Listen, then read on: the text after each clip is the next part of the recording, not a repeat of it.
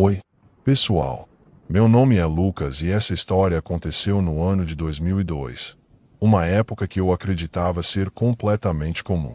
Naquele tempo, eu era policial em uma cidade tranquila no estado do Maine, um lugar calmo. Eu tinha 27 anos e a minha vida era simples, sem grandes eventos para registrar.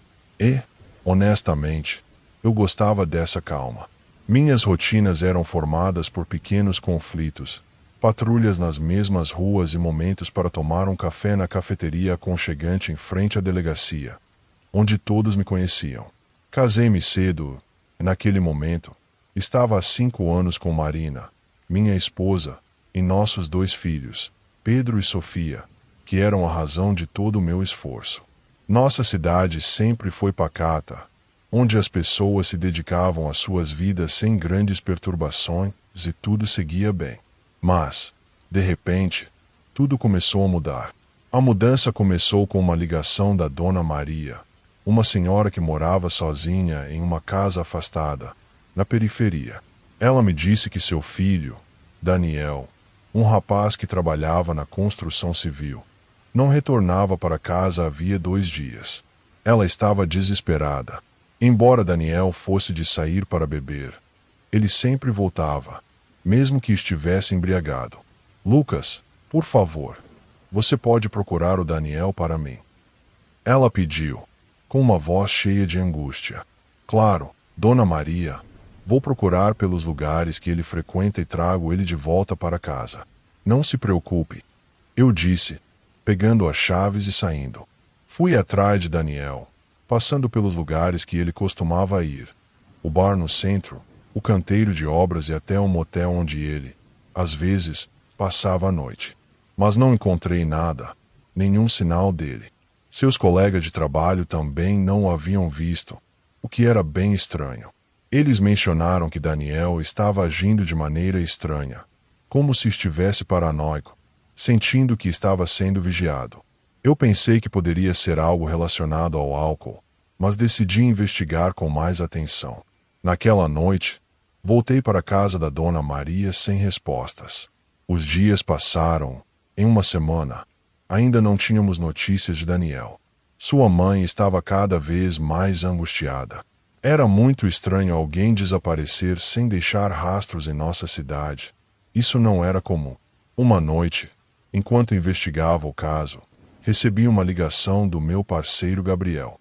Lucas, você precisa ver isso. Ele falou, com um tom sério. Onde? Perguntei. Encontre-me na fazenda dos Miller. A fazenda dos Miller era um local abandonado nos arredores da cidade, onde os jovens se desafiavam a entrar. Eu estava indo para lá na noite de Halloween, quando vi Gabriel esperando do lado de fora, encostado no carro. O que está acontecendo?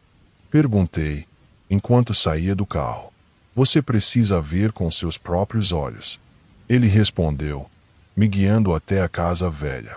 Assim que cruzamos a porta, um cheiro forte e mofado invadiu o ar, com um toque metálico que me arrepiou. Gabriel apontou a lanterna para o chão e revelou uma grande mancha escura, encharcando a madeira. Meu Deus! Murmurei, sentindo o coração disparar. Quem é? Perguntei, olhando para o meu parceiro. Não sei. Ele respondeu. Mas isso é recente. Não tem mais de um dia. A descoberta nos deixou em alerta. Revistamos o lugar de cima a baixo, mas não encontramos mais nada além daquela mancha de sangue. Como não conseguimos avançar sozinhos, chamamos reforços do condado e logo o local estava cheio de peritos. Mesmo com toda a investigação, parecia que alguém havia limpado a cena, mas por algum motivo, deixaram o sangue para trás. Nos dias seguintes, mais pessoas começaram a desaparecer. Primeiro foi Ana, a garçonete da cafeteria, depois o Sr. Benedito, que morava sozinho a poucos quarteirões de distância. Cada caso era mais estranho que o anterior, sem sinais de luta ou testemunhas. A cidade entrou em pânico, e minha esposa também estava assustada. Eu tentava acalmá-la, mas no fundo, eu também estava com medo, especialmente pelas crianças. Uma noite, enquanto patrulhava, Recebi uma ligação dela. Lucas, você precisa vir. Tem alguém lá fora. Ela sussurrou, com a voz trêmula. Eu vejo uma sombra perto do celeiro. Não sei quem é. Pedi que ela trancasse as portas, se fosse para o quarto com as crianças. Eu disse que estaria lá em 5 minutos. Meu coração batia acelerado enquanto corria para casa. Ao chegar, encontrei as crianças amontoadas com Marina, pálidas e assustadas. Tentei acalmá-las, e com a lanterna em uma mão e a arma na outra, fui até o celeiro. A lua brilhava, lançando sombras assustadoras pelo quintal. Quando me aproximei, ouvi um ruído, um leve farfalhar. Abri a porta e iluminei o interior. Quem está aí? Gritei, tentando manter a calma, apesar do medo. Por um momento, houve silêncio, mas então uma figura apareceu. Era um homem sujo, magro, com olhos selvagens. Ele estava esquelético, vestido com roupas rasgadas e manchadas de sangue. Daniel. Perguntei, quase não reconhecendo. Ele está vindo. Murmurou, com uma voz rouca. Quem está vindo? Perguntei, me aproximando com cuidado. Antes que pudesse responder, ele desmaiou. Chamei uma ambulância imediatamente. Quando Daniel chegou ao hospital, estava em estado grave, mas pelo menos estava vivo.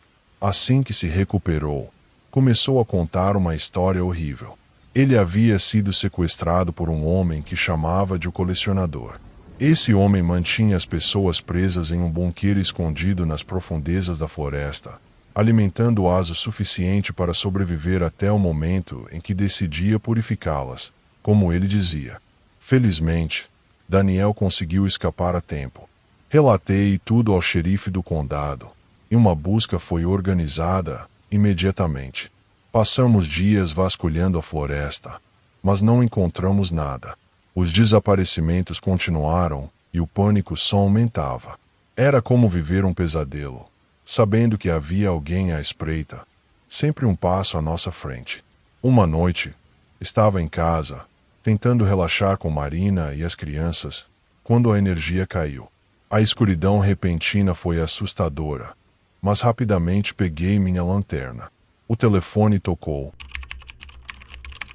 Sou um homem que já viveu o suficiente para ouvir e ver coisas que muitos nem imaginam. Como policial estadual há mais de 15 anos, me deparei com situações que desafiam a lógica e a razão. Meu trabalho é cheio de histórias que poderiam facilmente inspirar roteiros de filmes de terror. E uma delas, em particular, nunca saiu da minha memória. Isso aconteceu há mais de 10 anos, quando eu ainda era um agente novato, aprendendo os meandros da profissão. Certa noite, por volta das 3 horas da madrugada, estava patrulhando uma rodovia interestadual, em um horário em que a escuridão parecia ter vida própria. Normalmente, eu costumava esconder minha viatura atrás de arbustos para não ser visto pelos motoristas que passavam, mas naquela noite, por algum motivo, não me preocupei com isso. O local era um posto de gasolina abandonado, fechado não apenas porque era tarde, mas também porque estava inoperante há várias semanas, devido a problemas técnicos. Ao estacionar, notei que 2 carros estavam parados lado a lado no estacionamento. No começo, não achei que fosse algo fora do comum, mas, como policial, aprendi que a noite sempre tem suas surpresas. Decidi ficar atento, posicionando minha viatura de maneira que eu pudesse observar tanto a estrada quanto os veículos. Comecei a perceber que não havia movimento nos carros, como se estivessem completamente vazios. Isso acendeu um alerta na minha mente. Por que 2 carros estariam estacionados em um posto fechado no meio da noite? Saí da viatura e me aproximei, batendo nas janelas para ver se alguém respondia. Para minha surpresa, ambos os carros estavam vazios. Uma sensação de desconforto tomou conta de mim, e decidi investigar mais a fundo. Enquanto os carros passavam velozes pela rodovia, me aproximei ainda mais do posto de gasolina e gritei para ver se alguém respondia, mas nada. Voltei minha atenção para os carros, tentando entender o que estava acontecendo. De quem eram aqueles veículos, e o que estavam fazendo ali. Minha mente começou a viajar, imaginando que os donos poderiam estar em algum lugar na floresta próxima. Foi então que ouvi passos correndo ao redor do prédio, seguidos de gritos de socorro. Um jovem, de cerca de 20 e poucos anos, parecido comigo na época, apareceu correndo em minha direção. Ele se identificou como o dono do carro da esquerda e disse que o veículo não estava funcionando. Ele estava procurando ajuda, mas não havia ninguém no posto. Então, ele me pediu para olhar o motor. Expliquei que não era mecânico e que o mais prudente seria chamar um guincho, mas ele insistiu, implorando para que eu desse uma olhada. Relutantemente, concordei. Ele abriu o capô e eu dei uma espiada, mesmo sem saber exatamente o que procurar. Perguntei se a bateria poderia estar descarregada, mas ele respondeu que não achava que fosse isso. Algo no comportamento dele me deixou desconfiado. Ele parecia distraído, como se estivesse escondendo algo. Nesse momento, comecei a sentir que a noite estava tomando um rumo sombrio. Mantive minha atenção totalmente voltada para ele, observando cada movimento. Notei que ele olhava ao redor de forma nervosa, quase como se estivesse esperando alguém. Perguntei se ele tinha certeza de que o carro não tinha problemas antes de chegar ali, e ele respondeu que não, enquanto continuava a olhar para os lados. Então, olhei para o carro estacionado ao lado e perguntei de quem era. Ele disse que não sabia, explicando que havia parado ali apenas para procurar um banheiro. Essa resposta me deixou ainda mais desconfiado. Ele havia dito antes que estava ali por causa de um problema no carro, e agora mudava a história. Algo definitivamente não estava certo. Foi então que percebi que ele desviou o olhar para algo atrás de mim. Virei-me rapidamente e vi outro homem se aproximando, segurando uma faca. Meu instinto entrou em ação. Em um movimento rápido, puxei minha arma e apontei para ele. O homem se assustou, largou a faca e levantou as mãos. Assim como o primeiro, chamei reforços enquanto mantinha os dois sob controle. Primeiro, algemei o homem com a faca e o coloquei na parte de trás da viatura. Em seguida, usei outro par de algemas para prender o primeiro jovem, deixando claro que não havia chance de fuga. Assim que o reforço chegou, decidi investigar os fundos do posto, onde o jovem havia aparecido. Inicialmente, o que encontrei lá foi uma cena horrível. 2 corpos ainda frescos, embrulhados em sacos de lixo. Eles haviam sido cortados em pedaços para caber nos sacos. Ao lado, uma pá estava encostada na parede, próxima à floresta. Era óbvio que eles planejavam esconder os corpos ali e pareciam estar com pressa. Aqueles 2 eram, sem dúvida, os criminosos mais inábeis que já encontrei. No meio de uma rodovia interestadual, decidiram tentar se livrar de 2 corpos atrás de um posto de gasolina abandonado. Depois daquela noite, terminei minha patrulha e fui para casa, mas não consegui dormir. A adrenalina e o medo continuavam a me assombrar. Aquela experiência me marcou profundamente, servindo como um lembrete de que, na minha profissão, nunca se sabe o que a próxima curva da estrada pode revelar. Isso me aconteceu em 2008, quando eu trabalhava como policial numa cidadezinha pacata no norte da Califórnia. Antes de entrar na história, deixa eu te contar um pouco sobre mim. Adoro um cheeseburger com cerveja gelada, torço pelo Giants desde pequeno e cresci perto da delegacia local. Nunca imaginei que seria policial. Achava que ia ser carpinteiro como meu pai. Mas a vida tomou outro rumo. Gosto da rotina tranquila, mas uma dose de adrenalina às vezes é bem-vinda. Aquele dia começou, normalmente. Eu patrulhava as ruas calmas, o cheiro de pinheiros e grama cortada no ar. Os crimes por lá eram brigas de bar ou pichações de adolescentes. Por volta do meio-dia, recebi uma ligação sobre um desaparecimento, raro por aqui. Era Karina Mendes, imigrante mexicana e cliente do restaurante local. Desesperada, dizia que o marido, Eduardo, não voltou da caminhada na floresta atrás de casa. Bombeiro aposentado, cerca de 60 anos, homem forte e respeitado. Fui até a casa deles. Karina estava abalada, andando de um lado para o outro. Disse que Eduardo adorava caminhar por trilhas até o rio. Fui direto para lá. A mata era densa e escura. Chamava o nome dele, mas só ouvia o silêncio. Nem pássaros. Nada. Era como se o tempo tivesse parado. Após horas de busca, pedi reforços. Meu parceiro César chegou com mais oficiais. César era brincalhão. Trazia leveza em situações tensas. Procuramos por todo canto. Nenhum sinal de Eduardo. No dia seguinte, voltamos com cães farejadores. Eles pegaram o cheiro perto da trilha, mas o perderam logo depois. Encontramos apenas um chapéu e uma lanterna perto do rio. Nenhum sinal de luta. Eduardo conhecia bem a mata e não costumava ir longe. 5 dias passaram. A cidade entrou em choque. Uns diziam que ele caiu no rio. Outros, que um animal selvagem o atacou. Nada foi confirmado. Até surgiram teorias sobre abdução alienígena. Mesmo fora do expediente, continuei procurando.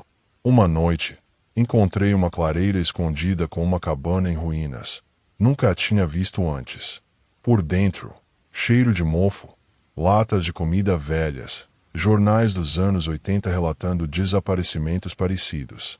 Mostrei tudo ao César e ao chefe. Eles não viram ligação. Diziam que era só um velho abrigo de caçadores. Mas algo me dizia que havia mais ali. Voltei à cabana numa noite, mais preparado. Levei lanterna, arma e coragem. Reparei num trapo no chão. Debaixo, uma escada levava a um túnel. Segui por ele, passos ecoando no silêncio. Depois de um tempo, cheguei a uma sala com recortes de desaparecidos. Entre eles, Eduardo. No centro, ele estava amarrado numa cadeira. Ainda vivo, fraco, mas consciente. Cortei as cordas e o ajudei a sair. Quando deixávamos a cabana, um homem apareceu na porta, alto, magro, olhar perturbado. Apontei a arma. Ele riu e correu para cima da gente. Disparei. Ele caiu, atingido na perna. Fugi com Eduardo e liguei para a delegacia. Descobrimos que o homem se chamava Rafael Gomes, sem teto com histórico de distúrbios mentais. Confessou ter mantido Eduardo e outras pessoas em cativeiro, matando, em alguns casos, até consumindo os corpos. A cidade nunca mais foi a mesma. Eduardo sobreviveu. Mas até hoje, quando estou patrulhando e tomando minha cerveja, continuo olhando por cima do ombro.